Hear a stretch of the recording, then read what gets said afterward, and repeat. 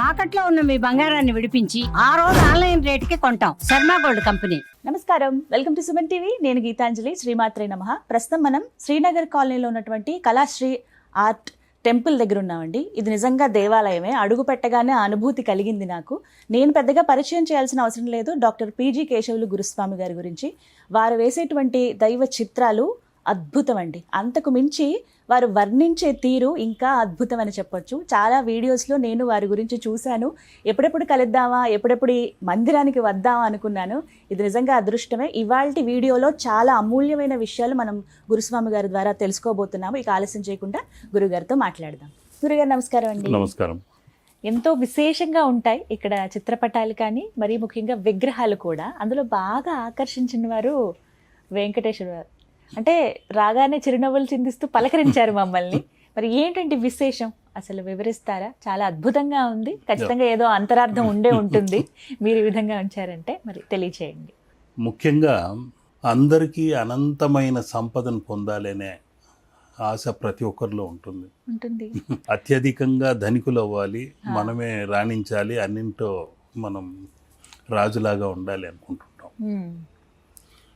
ప్రపంచంలో అత్యధికమైన సంపద, అనంత సంపద ఎక్కడుందయ్యా అంటే ఒకటి తిరువనంతపురం అనంత పద్మనాభ స్వామి ఆలయంలో ఉంది.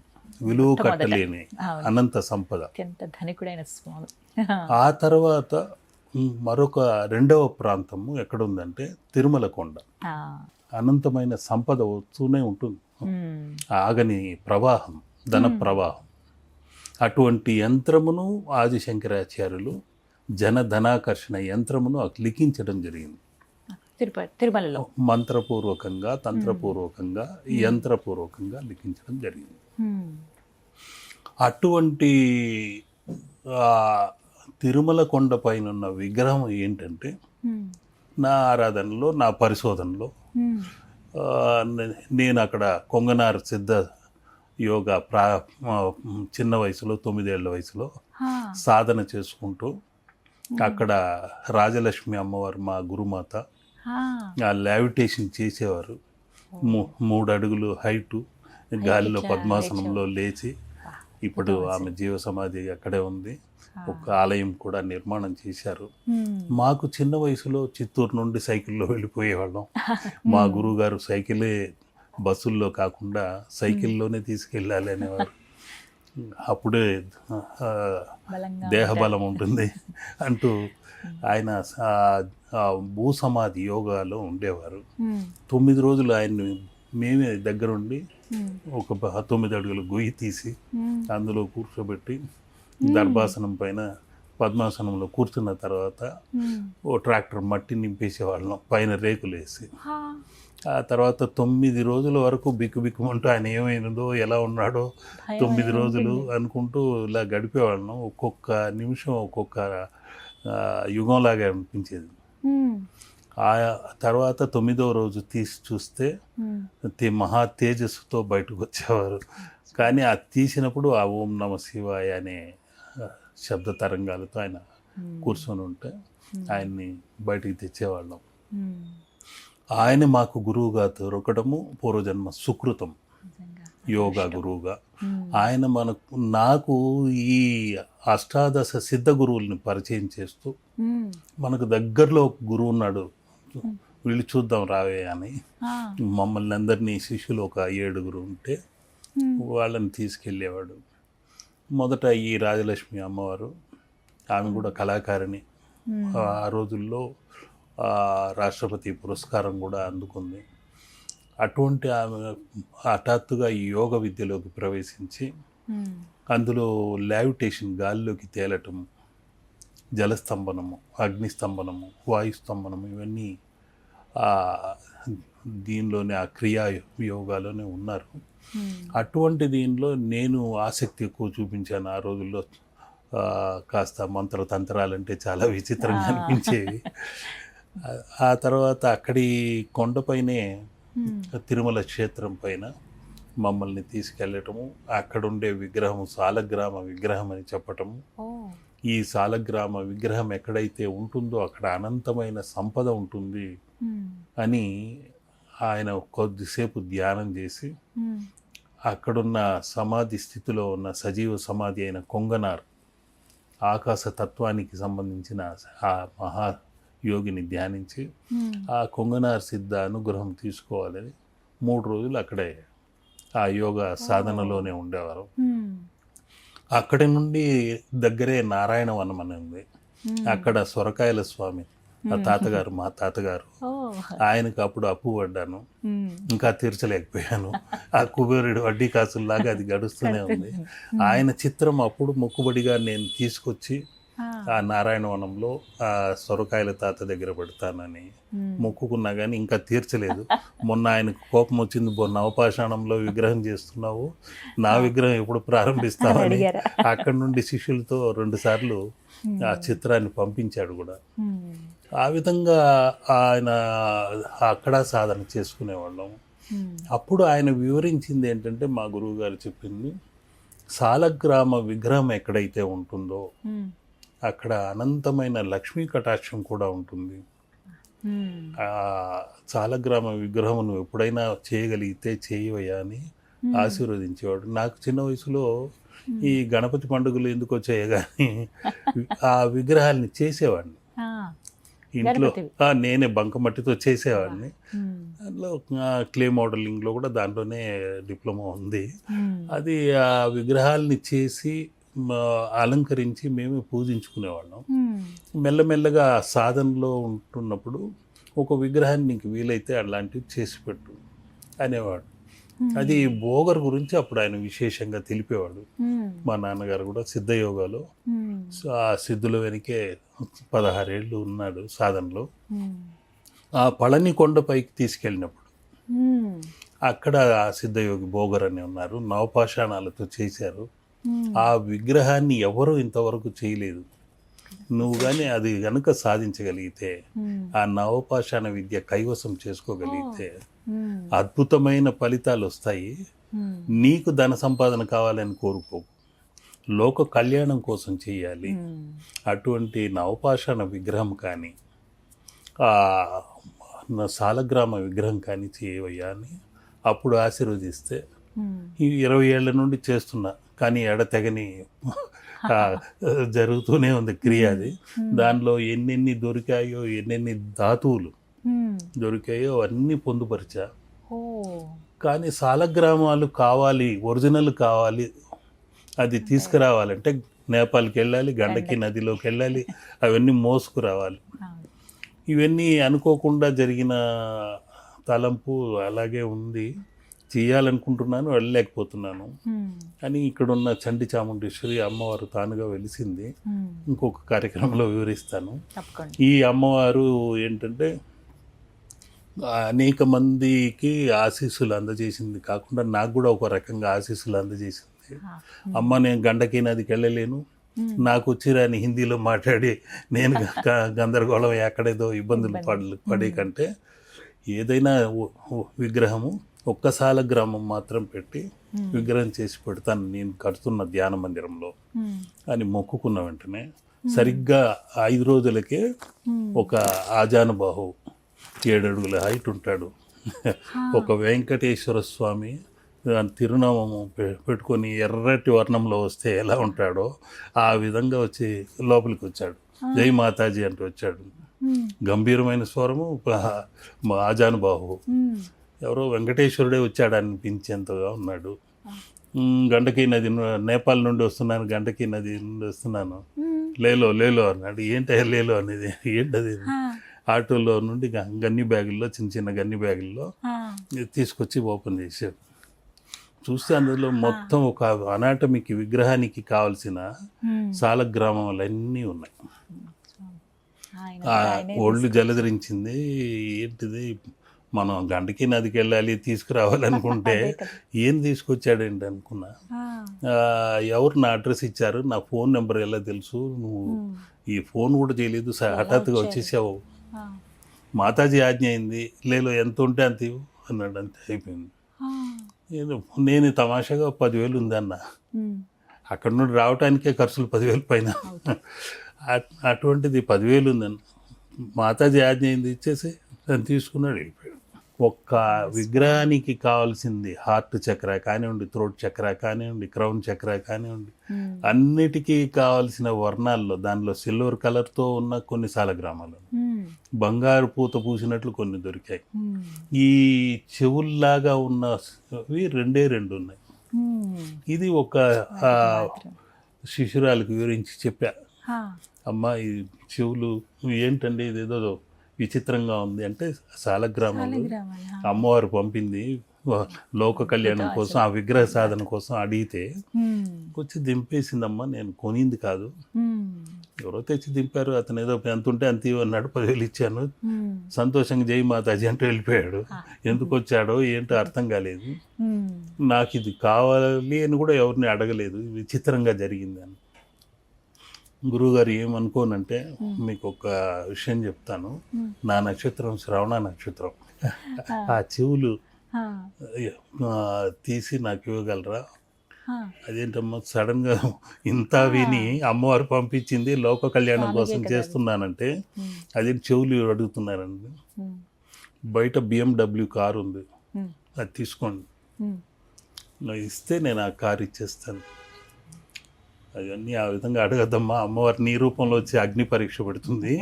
నేను అలాంటి ధనాసుకు వెళ్ళి ఎలా ఉంటే ఇంకొక రకంగా విరాళాలు తీసుకొని టెంపుల్ కట్టేవాడిని, 20 ఏళ్ళు టెంపుల్ కట్టుతూ కూర్చోను, కాబట్టి అది ఇచ్చేవి కావమ్మా.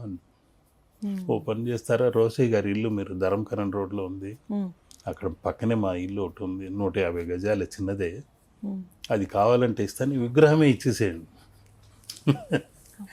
అన్నది.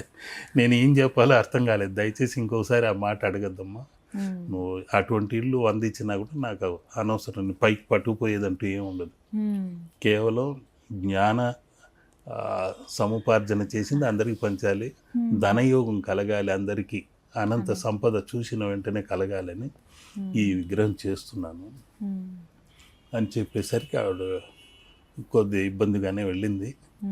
ఒక వారానికి అంత యాక్సిడెంట్ అయింది అనుకుంటూ వచ్చింది. మిమ్మల్ని అడిగినందుకు నాకు పరిహారం ఇది దొరికింది, క్షమించండి గురువుగారు, ఏమనుకోకండి. అప్పుడు అత్యాశతో అడిగాను, మా ఇంట్లో కూడా అనంత సంపద వచ్చి చేరిపోతున్నాను, ఎందుకమ్మా కార్లు ఉన్నాయి, ఇళ్ళు ఉన్నాయి, ఇంకా ఆశ ఎందుకమ్మా అని ఇక్కడ ఏదో అమ్మవారికి పూజలు చేసుకొని వెళ్ళింది. ఆ విధంగా ఈ విగ్రహాన్ని ఇప్పుడు ప్రారంభించడం జరిగింది. ఆ స్వామి విగ్రహం పరిపూర్ణంగా ఇంకో కొద్ది రోజుల్లో పూర్తి అయిపోతుంది. అష్టలక్ష్మి తత్వంతో ఇక్కడున్న శ్రీయంత్ర మేరువులు, శంఖము, ఇందులో కొన్ని ధాతువులు, సొరకాయ కానివ్వండి, కొబ్బరికాయ కానివ్వండి, అటువంటివన్నీ అందులో పొందుపరచడం, దానిలో కొన్ని అదృష్ట ధాతువులు పొందుపరిచి పెట్టాను. ఈ హార్ట్ చక్ర వరకు ఆగింది, ఎందుకంటే ఒక హార్ట్ లాంటిది సాలగ్రామం ఉంది, కానీ నాకు ఇంకొక దురాశ పుట్టింది. ఒరిస్సాలో జగన్నాథ ఆలయంలో ఆ స్వామి దగ్గర ఉన్న హృదయం లాగా స్పందించే హృదయం పెట్టాలి అని ఒక దురాశ. ఇప్పటికే అది ఆ హృదయ స్పందన ఉన్న హార్ట్, అటువంటిది హృదయం ఈయనకి ఎలాగైనా పెట్టాలి అని పోరాడాను. పోరాడితే ఇది ఆకాశతత్వమైన కైలాస వర్గం, రుద్రభాగం అంటాం, ఇది వక్షస్థలము, విష్ణు గ్రంథి అంటాము, ఇది బ్రహ్మ గ్రంథి, నడుము, ఇంకా చేయాల్సింది చాలా ఉంది. అనేక మంది పీఠాధిపతులు, యాదమ్మ అనే ఆమె 108 ఏళ్ళ 107 ఏళ్ళు ఆమె కూడా వచ్చి పూజలు చేసి వెళ్ళారు. అదేవిధంగా నా 108 ఏళ్ళ ఇంకొక హిమాలయ స్వామి కూడా వచ్చి పూజలు చేసి వెళ్ళారు. చివరికి 98 ఏళ్ళ స్వామి నవపాషాణ విగ్రహారాధనలోనే జీవితం అంతా గడిపిన ఒక స్వామి పళని కొండపై నుండి నేను పిలవకనే వచ్చాడు. ఏ విధంగా ఆదేశమైందో, మీరు చేస్తున్న నవపాషాణ విగ్రహం చూడాలని వచ్చాను అని చెప్పటము జరిగి, ఆయన సుబ్రహ్మణ్య స్వామినే మొక్కుతాడు అనుకున్నా, కానీ ఇది చూసిన వెంటనే ఎందుకు ఆకర్షితుడై దీనిలో ఏదో విశేషం ఉంది అనిపిస్తుంది, చెప్పండి అన్నాడు. ఈ హృదయ స్థానంలో దక్షిణావృత శంఖము పెట్టి ప్రతిష్ఠ చేసి వెళ్ళిపోయాడు. వారు పెట్టిందే. ఆ హృదయ స్థానంలో ఇంకొక 108 సంవత్సరంలో ఉన్న మరొక శంఖాన్ని కూడా ఒకటి అమర్చి దానిలో నిత్యం ఓంకారం ప్రతిధ్వనించేలాగా హృదయ స్థానంలో పెట్టి ఆ స్వామిని తీర్చిదిద్దాలని ప్రయత్నం. ఎన్ని అడుగుల్లో చేద్దాం అనుకుంటున్నారు మీరు, మీ సంకల్పం? సహజంగా ఒక 4.5 అడుగు 5 అడుగుల్లో వస్తుంది. లైఫ్ సైజ్ అంటాం మామూలుగా, అదే విధంగా వస్తుంది. కానీ ఇంకా ఆజ్ఞ కాలేదు. కూర్చున్న వెంకటేశ్వరుడు లక్ష్మీ వెంకటేశ్వరుడుగా చెయ్యాలన్నది ఆయన ఒడిలో అమ్మవారు ఉండేలాగా నా సంకల్పము. కానీ ఆయన రోజు రోజుకు రకరకాలుగా అగుపిస్తున్నాడు. మన మది గదిలో ఒక రూపంలో కనిపిస్తున్నాడు. ఏ రూపంగా తీర్చిదిద్దాలనేది వాళ్ళ నిర్ణయము. కేవలం అక్కడ ఆలయంలో అక్కడ మాత్రమే పెట్టడానికి, అందరికీ దర్శనం చేసుకోవడానికి వచ్చి ఇంకా అసంపూర్ణంగా ఉన్న కొందరు వచ్చి చెవిలో వాళ్ళ బాధలన్నీ చెప్పుకుంటూ వెళ్తున్నారు. విచిత్రం ఏంటంటే కొద్ది రోజులకే వాళ్ళ సమస్యలు పరిష్కారం కావటం అటువంటివి జరుగుతున్నాయి. కాబట్టి ఆయన శ్రవణ నక్షత్ర అధిదేవత, ఆ శ్రవణ తత్వంతో చేయటం జరుగుతుంది. ఇంకా సహస్ర సాలగ్రామాలతో ఆయన శరీర నిర్మాణం చేస్తుంది. సహస్రం చాలా కళగా ఉంది, అద్భుతంగా ఉంది. ఇవన్నీ నవరత్న కూర్మములు, ఆయన కిరీటము, లక్ష్మీ గవ్వలు, ఇది పిరమిడ్ షేప్ లో ఉన్న శంఖము, ఇవన్నీ రాగి తీగలు, మన నాడులు. 72,000 నాడులకు సంకేతంగా 72 తీగలు ఉంటాయి. అది ఒక్కొక్కటి వాళ్ళ అనుగ్రహంతో చేసుకుంటూ వస్తున్నా. దానికి ఒక లెక్క ఉంటుంది, దానికి ఒక పరిశోధన చేసి అంతే. అది విగ్రహ సాధనలో అదొక చిన్న కార్యక్రమం. మీకు అత్యంత కాలం పట్టినటువంటి విగ్రహం ఏదండి తయారీలో? పెయింటింగ్ స్వామివారు 20 ఏళ్ళు అయింది ప్రారంభించి, అక్కడి వరకు ఆగాడు, ఇంకేదో సంకేతాలు ఉన్నాయని. 25 ఏళ్ల స్వామివారు అనంత పద్మనాభ స్వామి అక్కడ ఉన్నారు. అక్కడ 3 ద్వారములతో అనేక జీవధాతువులు, అదృష్ట ధాతువులు, రత్న మాణిక్యాదులన్నీ పొందుపరచడం జరిగింది. అక్కడ ఆలయ రూపధ్యాన యోగా అనే కార్యక్రమంలో శిష్యులకు అదొక పరీక్ష పెట్టడం. అందులో ఎన్ని రకాల మాణిక్యాలు ఉన్నాయి, ఎన్ని రకాల ముత్యములు ఉన్నాయి, ఆయన వేళ్లకు ఎన్ని రకాల ఉంగరములు, నిజమైన ఉంగరాలు ఉన్నాయి, ఏ ఏ వేలికి ఏ రత్నం ధరించాడు, ఇవన్నీ అదొక నిధి జరుగుతూనే ఉంది. ఇవన్నీ ఒక్కొక్క కార్యక్రమం జరుగుతుంది. 25 ఏళ్ళు పట్టింది. 25 ఏళ్ళు. చాలా స్వల్ప కాలంలో పూర్తి చేసినటువంటి చిత్రం ఏదైనా ఉందండి? త్వరిత కాలంలో పూర్తి చేసింది ముద్రలే. పసుపు, కుంకుమ, గంగాజలంతో లైవ్లో చిత్రించి చూపించేవాడిని. అది కొన్ని ముద్రలే ఉంటాయి. గిన్నెస్ రికార్డు కోసం ఒక అటెంప్ట్ చేసావు, ఈ చిత్రాలు ఒక రోజులోనే చిత్రించాలని. అది బాపు గారు రావాల్సింది, ఆయన రాలేక అనారోగ్యంతో అనే బాలి గారిని పంపారు. బాలి గారు వచ్చి దాన్ని ప్రారంభించారు. అప్పుడు 24 గంటల్లో 1000 చిత్రాలు మీరు వేయగలరా, తమాషా అనుకున్నారా అని ఆయన కూడా భయపడ్డాడు. నేను 21 గంటల్లోనే 1000 చిత్రాలు వేసేసరికి షాక్ అయ్యాడు. అది చేయగలిగిన చేసిన తర్వాత అక్కడే బంగారు పథకంతో సన్మానించారు తిరుమల కొండ దగ్గరే, తిరుపతి దగ్గర, ఆ స్వామి అనుగ్రహంతో. ఇలా కొన్ని చిత్రయాత్రలో అనేక మలుపులు, ఎన్నో రకాల సంకేతాలు మాకు కూడా ఇవి నేర్చుకునే విషయాలు అనమాట. మిమ్మల్ని గురువుగా స్వీకరించిన వారికి ఇవన్నీ కీలక ఘట్టాలు ఈ జీవితంలో జరిగినవి. ఇవన్నీ చాలా అద్భుతం అండి. ఒక్కొక్కటి వింటుంటే ఇంకా అలా తన్మయత్వంలోకి వెళ్ళిపోతాం అంతే. ఒక్కొక్క కథ. ఎన్నేళ్ల ప్రయాణం అండి మొత్తం? 70వ సంవత్సరం ఇది. ఇంకా పోరాడుతూనే ఉన్నాను, ఇంకా సాధించాలి. చతుషష్ఠి కళా నిలయం ప్రారంభించాము. చతుషష్ఠి కోటి యోగిని పూజిత లలితా పీఠం అని పెట్టాను. 64 యోగిని మాతలతో అక్కడ ధ్యాన మందిరం ఉంది. సహస్ర ముద్రలు పెట్టాము. ఒక్కొక్క రోజు ఒక్కొక్కసారి ఒక్కొక్క ముద్రని ఆరాధించడం, ఒక్కొక్క రాశి వారికి ఒక్కొక్క సంఖ్యా జాతకులకు తగ్గట్టుగా మొట్టమొదటిసారిగా నక్షత్ర పీఠములు అమ్మవారి అనుగ్రహంతో చిన్న చిన్నవి, పెద్ద పెద్ద గోపురాలు అంటూ లేదు, ఎందుకంటే విరాళాలు అటువంటివి తీసుకోవడం లేదు కాబట్టి ఇంకా వర్క్ జరుగుతూనే ఉంది. చిన్న గోశాల ఉంటుంది, అక్కడ చేసుకుంటూ వస్తున్నాము. కార్తీక మాసంలో అక్కడ ఒక వెలుగు కనిపించి కెమెరా కంటికి చిక్కటము 3 రోజులు కంటిన్యూ కనిపించేసరికి ఇంకా పరశురామ స్వప్న దర్శనంతో అయ్యప్ప ఆలయమే 9 రోజుల్లో పూర్తి చేసాం. అత్యంత వేగంగా. తక్కిన ఆలయాలన్నీ లేట్ అయ్యాయి కానీ 9 రోజుల్లో పూర్తి అయిపోయింది. ఇప్పుడు సంవత్సరం పూర్తయింది కార్తీక మాసంతో. అది అక్కడ ఆ స్వామి వారిని పెట్టాం అయ్యప్పను. ఇంకా నవపాషాణ విగ్రహం క్రియ ఉంది, అది ఇంకొక కార్యక్రమంలో మీకు సవివరంగా తెలుసుకోవాలనుకున్నా. ఎందుకంటే అది ఆ నవపాషాణ క్రియ చూసి సుబ్రహ్మణ్య స్వామి అనుగ్రహించిందే ఈ వస్త్రము.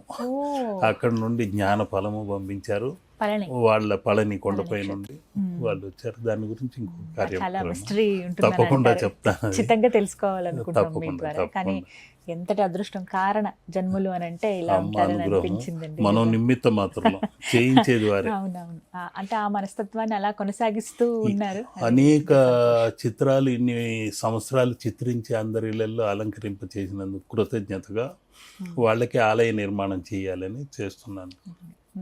ధ్యాన మందిరాలు చేస్తూ వస్తున్నాను. చాలా చిన్నవాళ్ళ మీ ముందు, కాకపోతే వేడుకుంటున్నాం మేము కూడా అమ్మవారిని త్వరగా మీ సంకల్పాలు నెరవేరాలి. తప్పకుండా తప్పకుండా. చాలా సంతోషం. లోక సంస్థ సుఖినో భవంతు.